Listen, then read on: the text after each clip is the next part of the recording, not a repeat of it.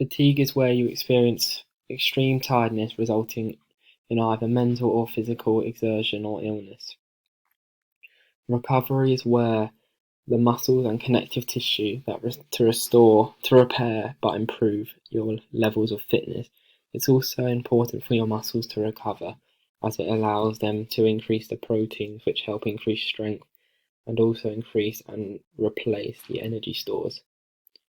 The four stages of recovery are the ATP being replenished, PC stores being replenished, lactic acid removed, and the MB replenished, with the glycogen stores also being replenished.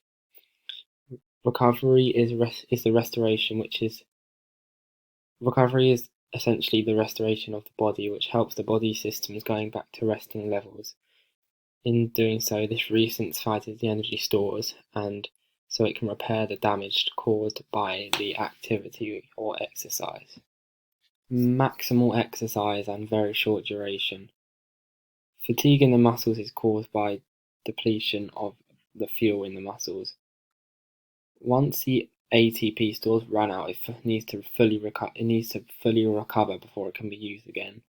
When this happens, it can take around 3 minutes for the ATP to replenish, so it can be used for explosive movements again.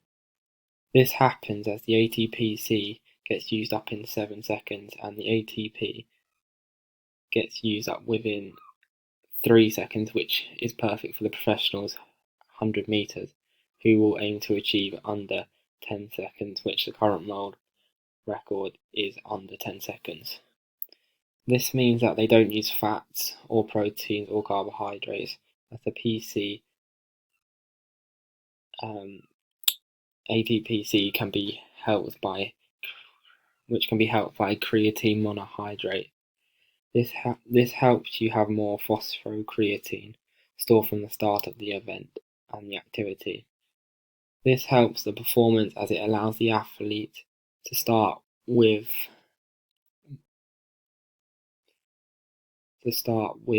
a higher original starting point of phosphocreatine, which allows them to start explosively from start till finish.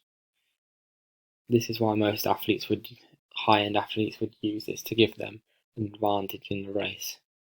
During maximal activity, it's very powerful and strong and lots of strong contractions over a short period of time.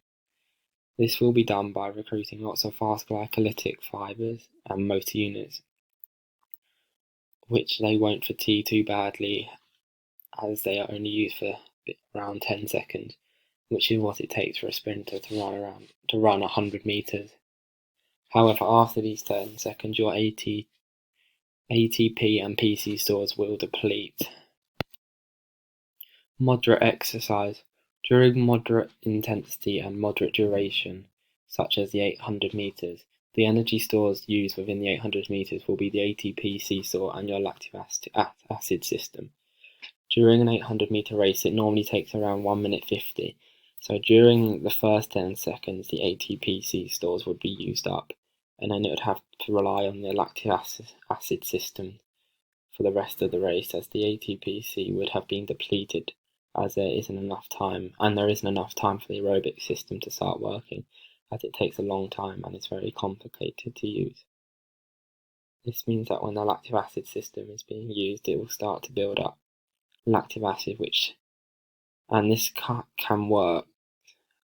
this can be worked out with the RER system, which is the respiratory exchange ratio.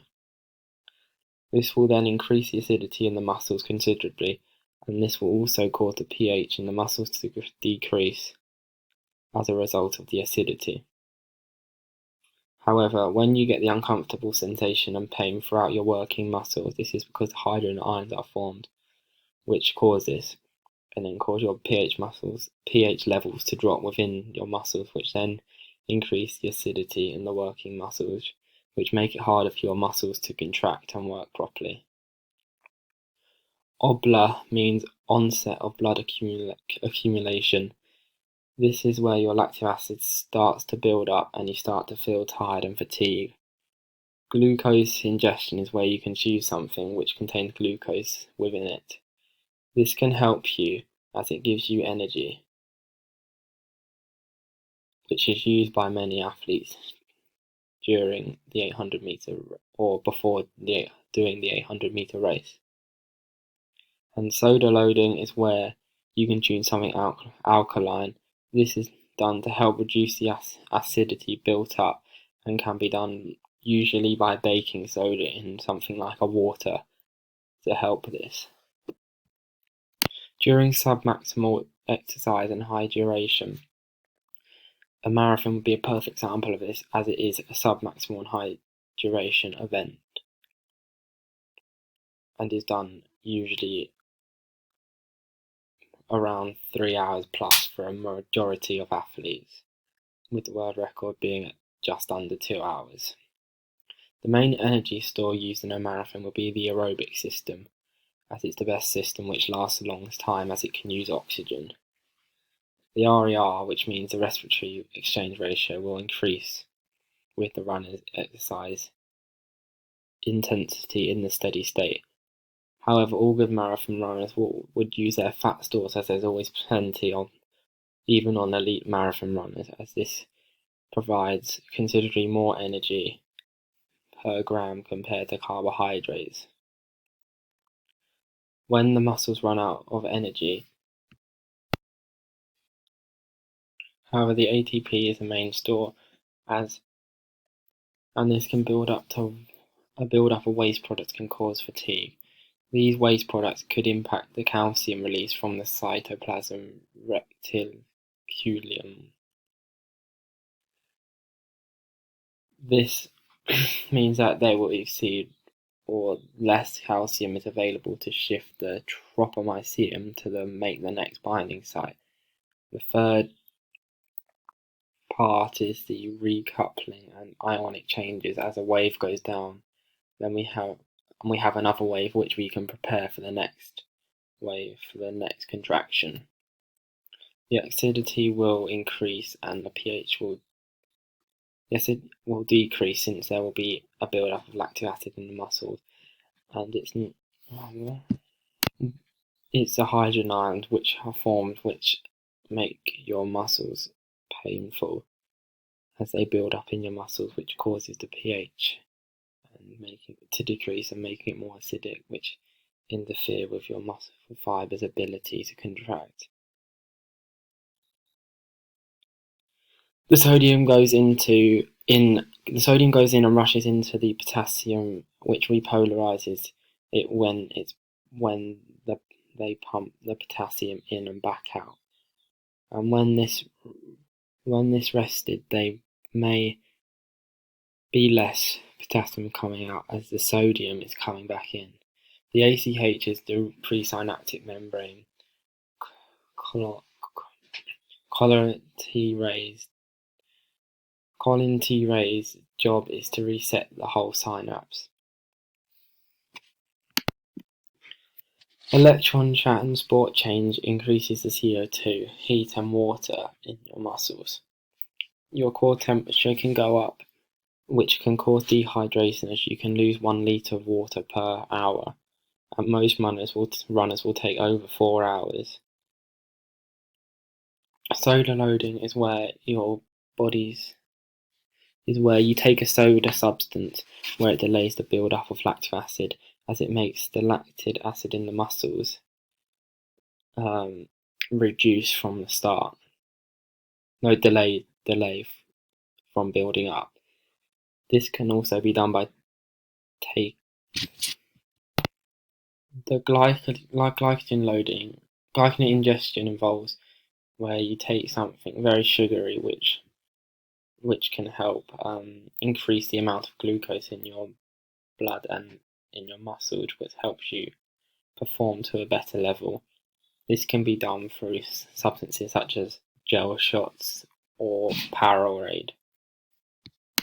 Glycogen loading is where around a week before the activity you're doing, usually before a marathon, is where you don't eat any carbs and you work to a very high level to make your body have very low carbohydrate and glycogen stores, which then around 3 days before, you eat lots of food such as pasta and potatoes, which makes your body hold on to them stores as it thinks they're not going to have them back, since you haven't had them for the last 4 to 3 days, which means that when you do the event, such as the marathon, you'll start off at a much higher glycogen store, which means your carbohydrates will be able to be used more throughout the race and would last longer.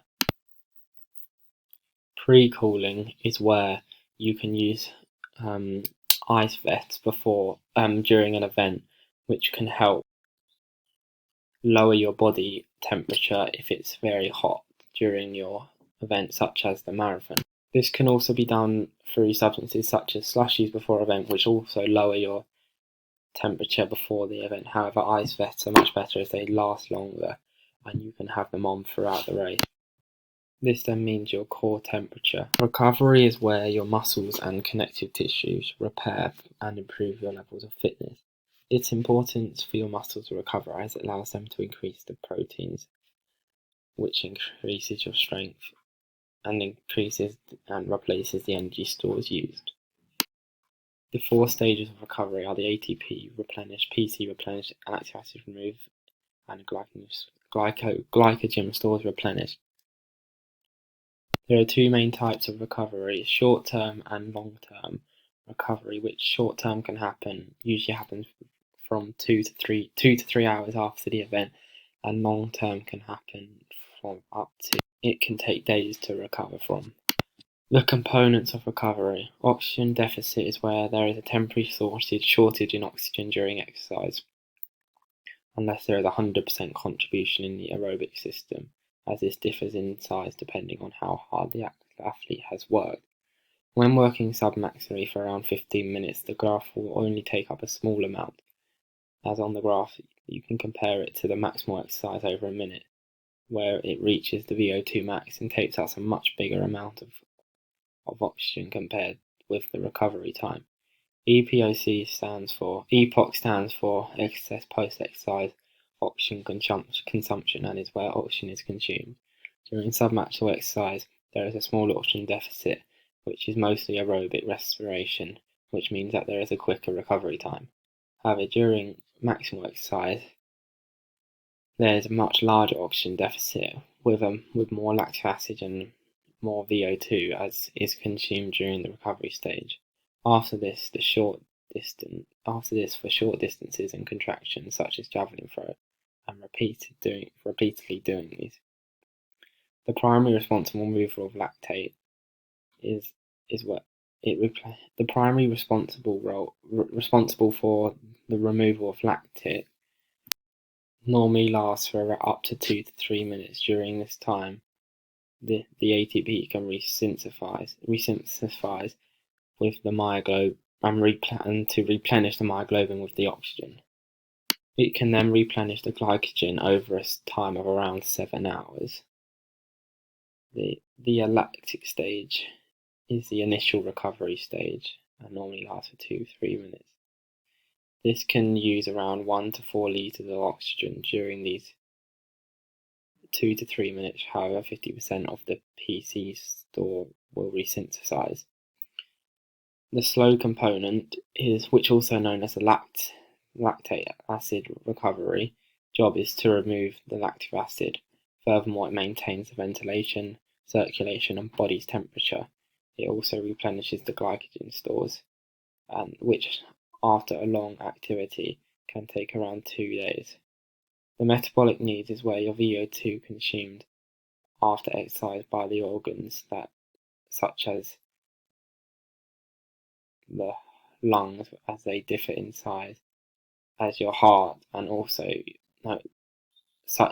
by the organs such as your heart as they differ in size, and your respiratory muscles. The heart is also a muscle and needs oxygen to have sustained elevated heart rate and stroke volume. For respiratory muscles, it needs more oxygen for an elevated breathing rate and tidal volume.